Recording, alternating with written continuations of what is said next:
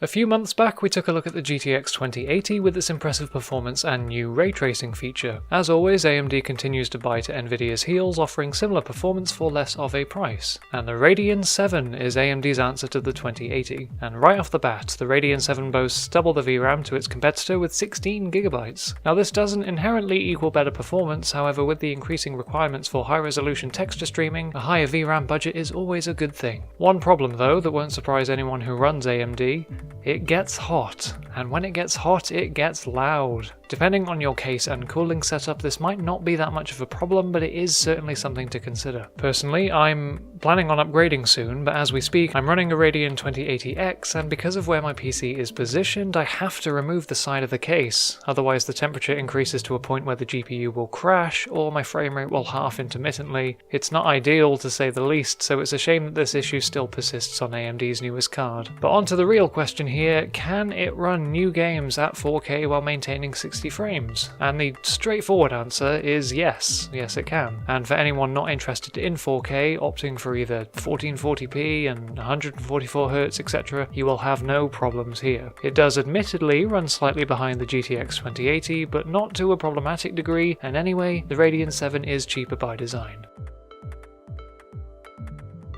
For the past 2 years, I've been using the Samsung Galaxy Tab A.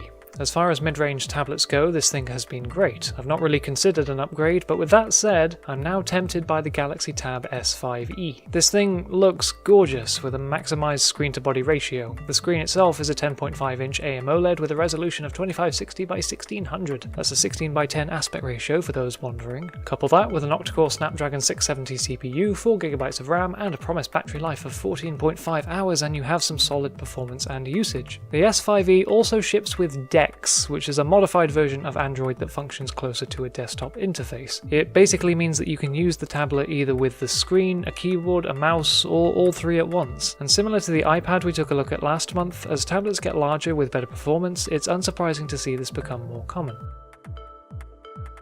And finally, continuing with Samsung Galaxy news, Samsung Galaxy Buds.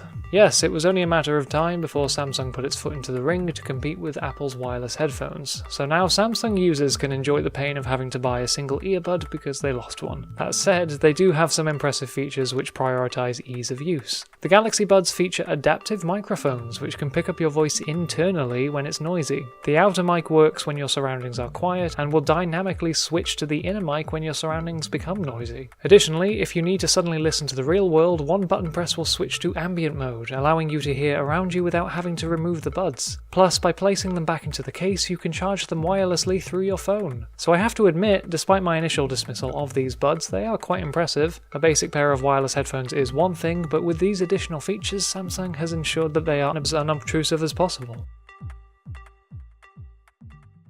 CeX.